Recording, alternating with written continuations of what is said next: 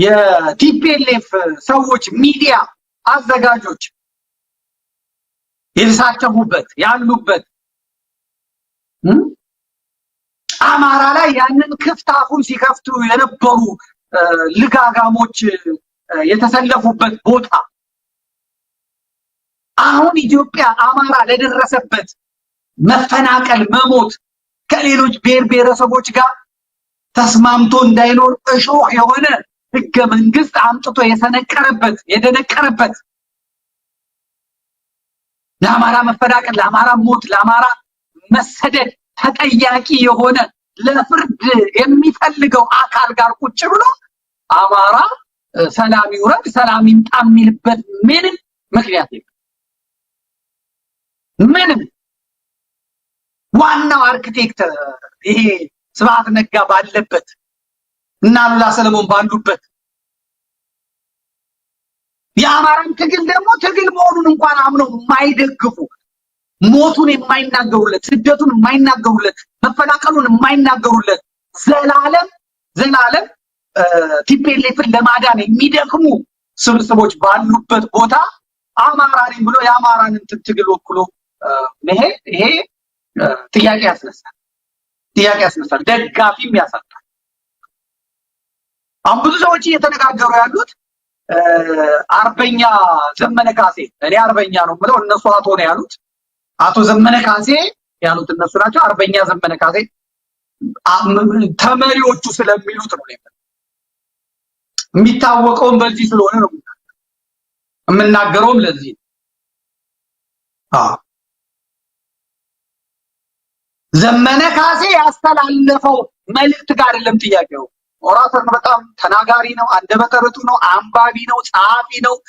ዘመነ በፈለከው መልክ የፈለከውን ነገር ለማናገር የ2 ደቂቃ እድሜ ብቻ ነው የምሰጠው። በደንብ አሳምሬ አውቀዋለሁ፣ በደንብ አይቼው አውቀዋለሁ። ያለ ማቋረጥ ያለፉትን 2 ዓመታት እኔ ጎጃም እስክገባ ድረስ በደንብ አውቀዋለሁ፣ በደንብ አውቀዋለሁ።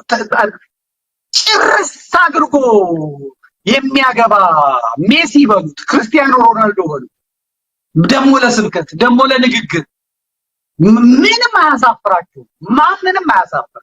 እሱ ላይ ጥያቄ የለኝም። የኔ ጥያቄ የሚመጣው ዘመነ ካሴን ማን የላከው?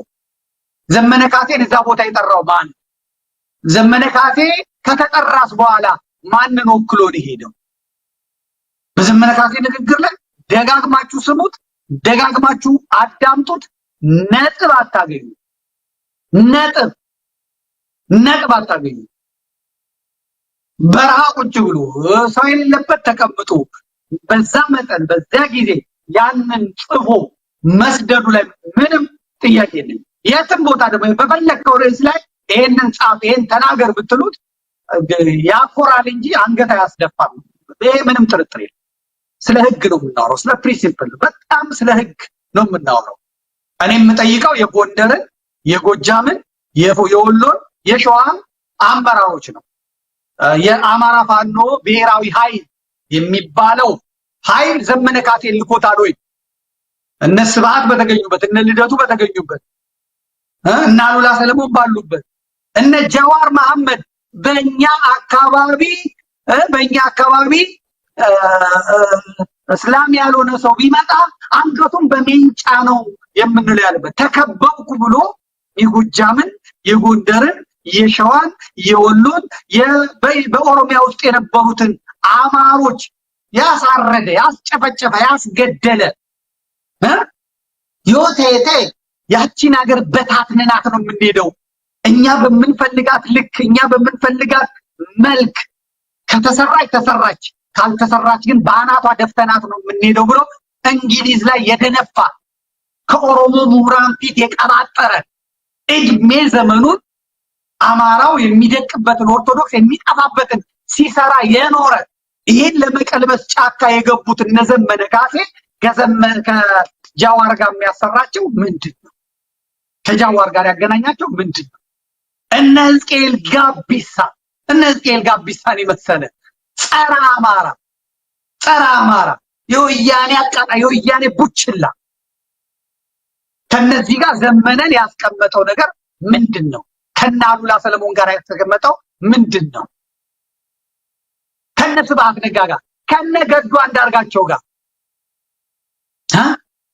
የጎንደር ህዝብማ ስብሐት ሆይ ኢትዮጵያ አትፈርስም፣ አንተና የማፊያው ህወሓት ቡድን ታሪክ የምትሆኑበት መባቻ ላይ መሆናችሁን ኦቁ ብለው ትንቢት የተናገሩ የቴዎድሮስ ልጆች ይሄን በማለታቸው በአጋዚ ጦር በናሉላ ሰለሞን ስብከት ድንፋታ በነ ወለይ ድንፋታ ያሁላ የጎንደር ወጣት ያሁላ የአማራ ወጣት የጎጃም ወጣት የረገፈ ለአማራ ጄኖሳይድ የሚጠየቁ ሰዎች ጋር ገብቶ ሰላም ይወርድ ጦርነት ይወርድ ያስባለው ማን ነው? ሀብቴ ወልዴ መጠየቅ ፈልጋለሁ። ያው መድረ እዚህ ላይ የሚሰራው የአማራ ፋኖ ብሔር ኃይል አፋባን መጠየቅ ፈልጋለሁ። ያው አስቀድሞ መግለጫ አውጥተው በመግለጫቸው ላይ አብሮነት ኢትዮጵያ ላይ በኢትዮጵያ ውስጥ የተደረገ ያለው ትግል የማይረባ ቀሽም ውጤት የማያመጣ አንድ ሊሆኑ ያልቻሉ ስለዚህ እሱን ትተን እንዲህ እናድርግ ያሉትን ሰዎች እንዴት አድርገን ነው ትልምናል? ንገሩ። ማንበብ ትችላላችሁ። እዚሁ አንቀጽ ላይ በተካሄደው አንቀጽ ላይ በዚች ሁለተኛዋ ፓራግራፍ ላይ እንዲህ የምትል ነገር አለች።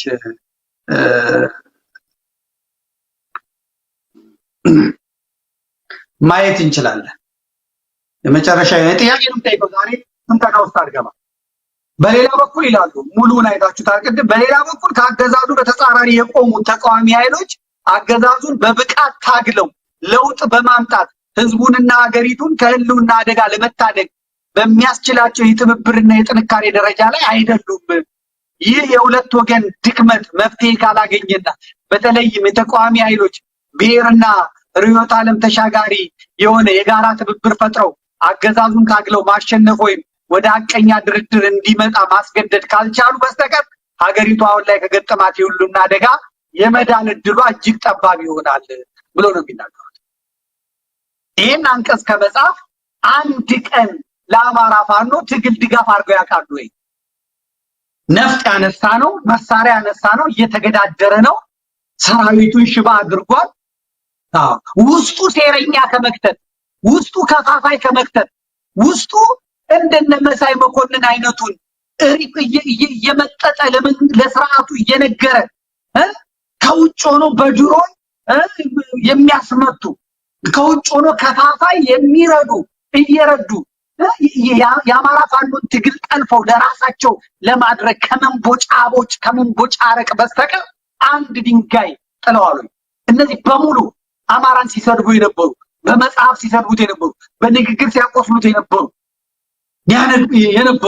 ጥቅምት ላይ የነገርኳችሁ ሰዎች ተሰባስበው መጥተው ዛሬ የአማራ ፋኖን ትግል በመግለጫ ጀምረ እንደማይረባ እንደማይጠቅም አድርገው ያወራሉ ማለት እንደውም ብለው መጥተው ህገ መንግስቱን ማክበር ነው ኢትዮጵያ ሰላም እንድትሆን ከተፈለገ ህገ መንግስቱን ነው እንትን ማለት ወያኔ ነው በቦታዋ መመለስ ያለባት ያ ካልሆነ ራሱ ጽፎ የደረሰው አማራን መግደያ አማራን ማጥፊያ ማሽን አምጥቶ እዚህ ጋር ዘመነን እንዲቀመጥ ያደረገው ማን ነው? ጥያቄ ነው የምጠይቀው። ድርጅቱን ነው የምጠይቀው። እንግዲህ ስብሐት ነጋ የሚናገረው እንስማ። አዘጋጁ ቴዲ ሪዮ ትግሬ ነው። ልደቱ ዘላለም የቲፒኤልኤፍ ደጋፊ ነው። ከናቦይ ስብሐት ጋር ሲል የኖረ ነው። ሌሎቹም የምታውቋቸው ናችሁ። ኢትዮ ኒውስ፣ ኢትዮ ምልክት የምታውቋቸው ናችሁ። ለበቃሉ አላምረው ለማንተስ የምታውቋቸው ናቸው። ይሄ ሁላ አፍቃሪ ወያኔ በተሰበሰበበት ሚዲያ ላይ ምንድነው ዘመነ ካሴን ያመጣው ድርጅት ነው። ንግግሩ ላይ አይደለም፣ ጽሁፉ ላይ አይደለም። ማን ያመጣው? ማን ነው እሱን እዚህ ያመጣው? ድርጅቱ አውቆት ነው ወይ? ስለዚህ እኔ ማብራሪያ ፈልጋለሁ እንደ አንድ ዜጋ እንደ አንድ የአማራ ፋኖ ትግል ደጋፊ ማብራሪያ ፈልጋለሁ። ምክንያቱም ጎጃም ውስጥ ያለው አፍቃሪ ወያኔ ቡድን ስቀጠቅጠው ኖር ያለው ይሄ ዝግጅት ከመደረጉ በፊት አስረስ ማረ ነበረ ሲናገር የነበረው። ይሄንን መቀላቀል አለብን፣ ይሄን ቡድን ተቀላቅለን እንትን ማለት አለብን ያለው አስረስ ነው። በፌስቡክ ገጹ ጽፎታል። ከአቦይ ስብሐት ቀጥሎ እንመለስበታለን። እንስማው።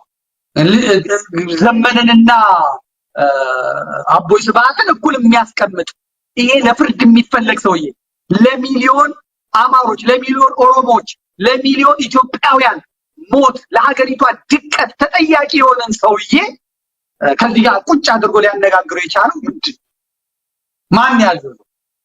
13 ነው 14 ኮሚቴ ነው ያለው። በዛ ኮሚቴ ነው ወይስ ጎጃም በራሱ ተገጥሎ በራሱ ፍላጎት ነው ይሄን ያደረገው? እነሱ አቶ ዘመነን ያሉት እኛ አርበኛ ዘመነ ካሴ ብለን እንጠይቃለን ማለት እንጠይቃለን። እስቲ ትንሽ አሰማኝ የሚለው ታዲያ እንደዚህ ነው ያው ተሸክመው እንዴት ነው ፓስቶም ፕሬዘንቱም እንደዚህ የሚለው ሶልፈንስ ህገ መንግስቱን አክብሮ ሀገር ኢፊድሪ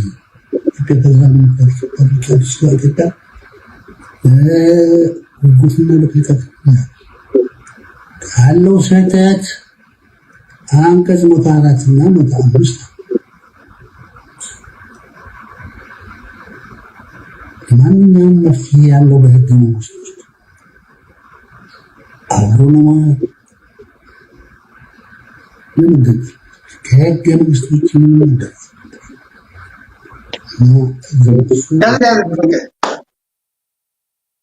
ምንም የወያኔን ማኒፌስቶ አማራን እንደ ህዝብ ያልወከለ አማራን እንደ ህዝብ የማያውቅ አማራን ለዚህ ሁሉ ስደትና መከራ የዳረገ ይሄንን ህገ መንግስት መልሰን ቦታ ወያኔን ካላመጣን ከሚል ኃይል ጋር ምንድነው የጎጃሙ ኃይል አብሮ እንዲሰለፍ ያደርገው አብሮ እንዲቆም ያደርገው? ንግግሩ አሪፍ ነበረ። በጣም እኮ ነጥብ አስጥሎ ነው የወጣው። እሱቶ መጀመሪያ የህግ ጉዳይ፣ መጀመሪያ የስርዓት ጉዳይ፣ መጀመሪያ የድርጅት ጉዳይ ነው የሚነሳው። አሉበት ሀብቴ ወልዴ ወጥቶ እንዲናገር ፈልጋል። ድርጅቱ አቋም እንዲይዝ ፈልጋል። የወሎቹ የሻዎቹ እንዲናገሩ ፈልጋል። እዚህ ላይ ያኔ የተሾሙት ሰዎች እነዚህ ናቸው። በስም ማየት እንችላለን።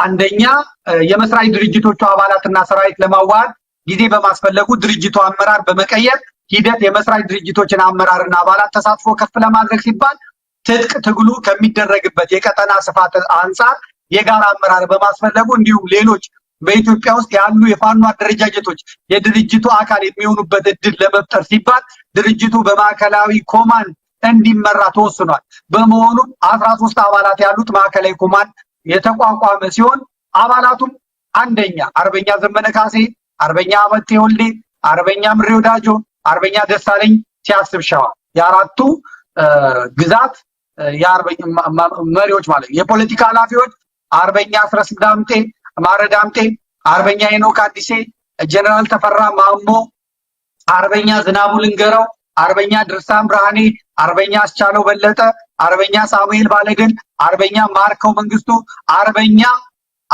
አከበር ስመኘው የሚባሉ እነዚህ 13 የድርጅቱ አመራር በመዋቀር የአማራ ፋኖ ብሔራዊ ኃይል አፋባ ይሄን አድርጓል ማለት ነው። በእነዚህ እውቅና ነው ወይ ዘመነ የመጣው? ሌላ ጉዳይ ነው። እዛ ሄዶ ጸሎት ማድረግ ይችላል። ዘመነ አቡነ ዘበሰማያት ይትቀደስ ስምከ ብሎ ወይም ሰላም ለኪ ጸሎተ ማርያም ማድረስ ይችላል። ውዳሴ ማድረግ ይችላል። ከፈለገ ደግሞ እኔ ነኝ እንጂ የበላይ ምናምን ብሎ መፎከር ይችላል፣ መዝፈን ይችላል። እዛ ሄዶ ጆክ አውርቶ መምጣት ይችላል። እዛም መብቱ። ያ ዘመነ ባደረገው ነገር ላይ አይደለም።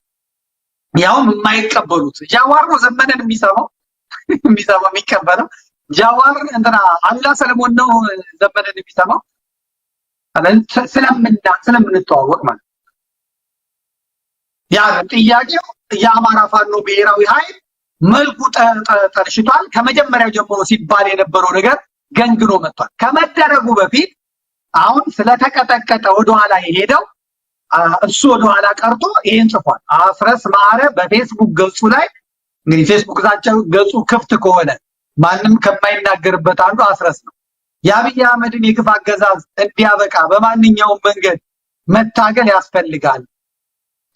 ነገ ቅዳሜ ግንቦት 30 2017 ዓ.ም በአብሮነት ኢትዮጵያ አዘጋጅነት በተሰናዳው የበይነመረብ የተቃውሞ ትዕይንት ላይ አገዛዙ ላይ በጋራ ተጽዕኖ እንድናሳርፍ ይጠበቃል።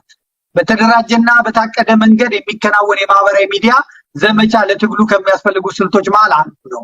የአብይ አህመድ አገዛዝን ለመጣል አፈሙዝ ብቻ በቂ አይደለም።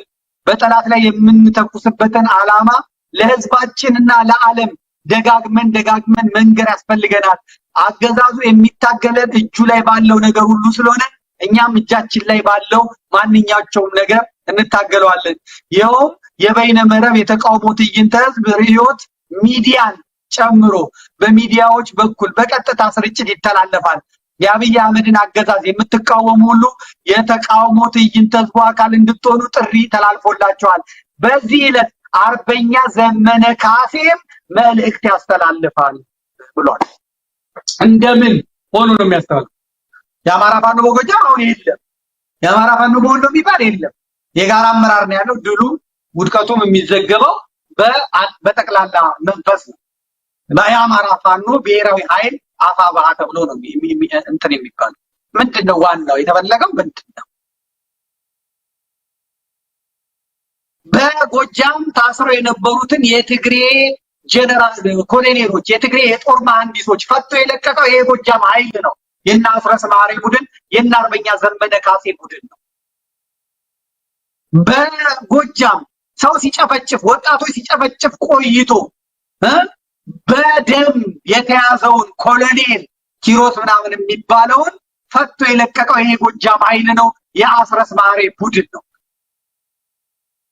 አርበኛ ዘመነ ካሴ ቃል በቃል ያለኝ እኔ ምን እንዴት እንደለቀቁት አላውቅም፣ እንዴት እንደጠፋ አላውቅም። እዛ ኩሶ የሚረባ አይደለም፣ ሲጋራ ሲያጨስ ካቲካላ ሲጠጣ የሚውል ነው አሉ ዘመኔ ነው ያለኝ። አስረስ ማረም እንደዛው ነው ያለኝ። ሌሎችም ለማን ሞላ ማለት እንደዚህ ሁሉም ያሉኝ አንድ በራሳቸው በድምጻቸው የላኩልኝ እጄ ላይ ነው ያለኝ። ይሄ ብቻ አይደለም። አስረስ ማረ በወልቃይት የተጨፈጨፉትን አማሮች በተመለከተ ያ የኔዘርላንዱ ጋዜጠኛ ሲጠይቀው ያኛው ፋኖ ሌላ ነው፣ እኛ አሁን አዲስ ፋኖ ነን ብሎ በዛን ጊዜ ሌላ ፋኖ ያለ አስመስሎ የወያኔን ጨፍጫፊነት ለማስመለጥ ነው የሰራው። ይሄን ቃል በቃል አስረስን ስጠይቀው ለምን እንደዚህ ያደረከው ሲል ከእንግሊዝኛ ቋንቋ ከቋንቋ እጥረት ነው ማለት ሆም ብሎ ያደረገው በቋንቋ እጥረት ነው። ወያኔ ከዚህ በኋላ ብትመጣ አንዲት ጥይት አንተኩስባትም ብሎ የተናገረው ይሄ ቡድን ይሄ ቲም ነው። በአማራ ላይ ጄኖሳይድ አልተፈጸመም ያለው ማርሸት ፀሐይ ነው። ይሄን ያለው በአማራ ላይ ጄኖሳይድ አልተፈጸመም ብሎ የአማራ ታጋይ ነኝ ብሎ የተቀመጡ ጎጃም ነው ያሉት። የአማራ ፋኖ በጎጃም አመራሮቹ ሊፈተሹ ይገባል። አሁንም በአመራሮቹ ውስጥ ኢዜማና ራሱ የግንቦት ሰባት ጥርቅም ይጣላል። አርበኛ ዘመነ ካሴ ለላንቲካ እንዳስቀመጡት ይሰማኛል። እንደዛ ነው የሚሰማኝ። የታሰረ ልክ እንደ መከታው የታሰረ ነው የሚመስለኝ። አሁን ደፈር እያልኩ ስለሚሄድ ማለት ወደፊት ጠንከር እያልኩ ሄዳለሁ። ጓ ከተባለ ጓ የሚለውን ነገር እየለከኩ ሄዳለሁ። ይሄ አመራሩ ሊጠይቅ ይገባል። ይሄ መንግስቱ አማረ ማለት ኢዜማ ነው ሲጥሮ የነበረው ታስታውሳላችሁ ሁላችሁ። ኢዜማ ነው ያውን ባህር ዳር ዙሪያ ላይ ያስቀመጡት። የኢዜማ ተወዳዳሪ የግንቦት ሰባት ሰው ነው። ኧረ ተው ይሄን ሰውዬ ስል ምንም አላሉ። ራሱ ለዘመነ ነግሬዋል። እንዴት ነው ይሄን ሰውዬ ያመንከው ብየዋል። አሁን የጎጃምን ፋኖ ትግል ኤርትራውያኑ ሸፕ አድርገው ይዘውታል። ኢዜማዎች ግንቦት ሰባቶች ዘበለ በአዴን ይዞታል። ኦሮሞማ ይዞታል። ማን ያልተከበረበታል።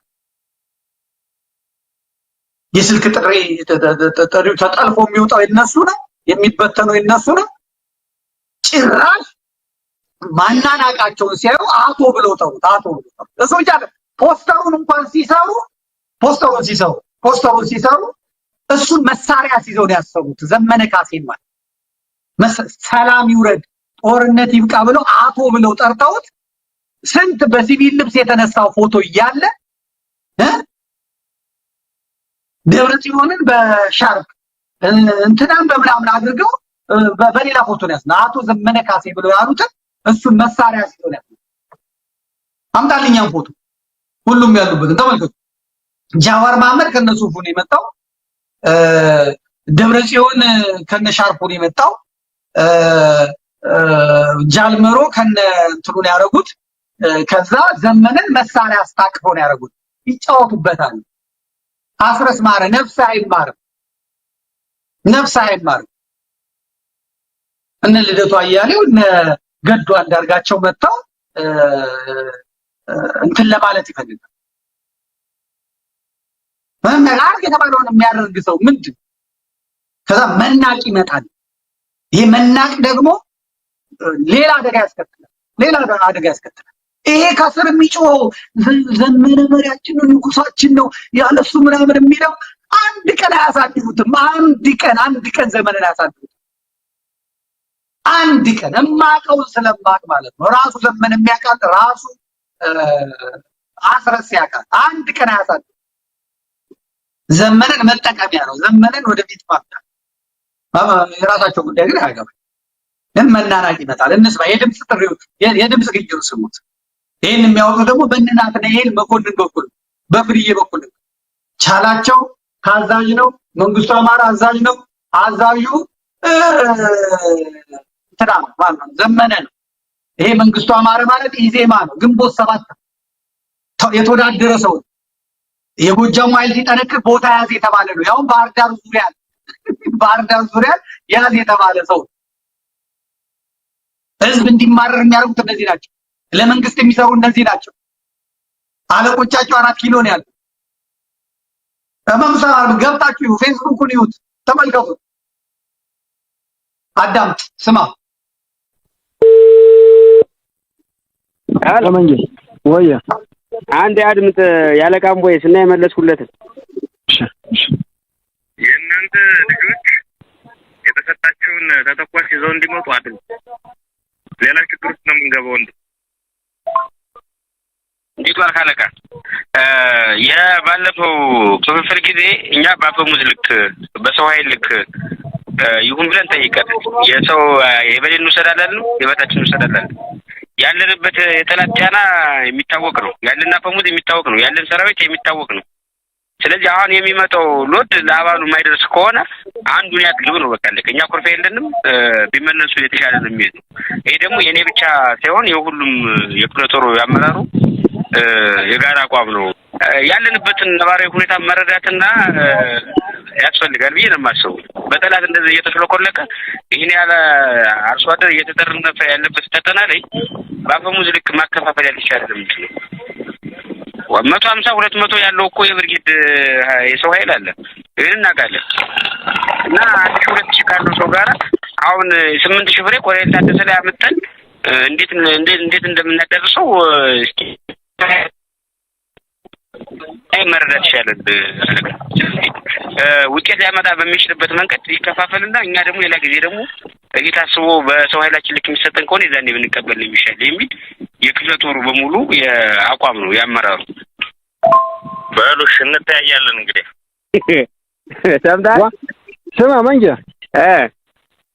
ምን ማለት ነው እንደዚህ አይነት ንግግር የሚናገር እኔ ምን አውቃለሁ እንታያያለን ይለኛል አሁን መንጃ አንድ ነገር ቃል ልግባልሽ ምነግርህ ማለት ነው በዚህ ጉዳይ ይሄንን በማድረጋችን የሚመጣውን አደጋ እኔ አያሰራም ማለት ምንም ኃላፊነት አልወስድም እንደዚህ የሚያደርጉ ከሆነ ሌላ ሰው መተካት ይችላል በቃ አሁን አይደለም ያንተ አቋም ማለት ነው በዚህ ጉዳይ የኔ አቋም ነው በቃ እንዳታስብ ታው የጋራ እናርገው ብዬ ነው ያለቃም እንዳታስብ ዝም ብለን ያለው በቃ ወምን እኔ የሚገርምህ ነገር ይዘህ በባለፈ ይሄን ነገር ፈርተህ ለኔ ያልነገርከኝም አሰማለሁ ይቆይ ያኔ አለቃ አልኩትኝ በቃ የካውን ቀደም እንደሆነው እንዳይሆንብን አንደኛ ባህር ዳርን ታሳቢ ያደረገ ሞተሮችን በዛ ልክ ይሆኑ ተተኳሽም እንደዛ ይሆኑ ስለው እስቲ ቆይ በሰላም እንግባ ችግር የለውም ማለት ለዝናው ወላኩለት ለእኔ ያለብላኩለት ለሶስቶቹ እኮ ልክ ያለው የሚገርምህ ነገር ይሄን ጉዳይ ማለት ነው ሌላው ቆርጦ እኮ ጦራችን እንኳን ከጦር ጋር እኩል እንኳን ቢሆን ማለት ነው የጠላት አሰላለፍና ያለንበት ሁኔታ እኮ በቃ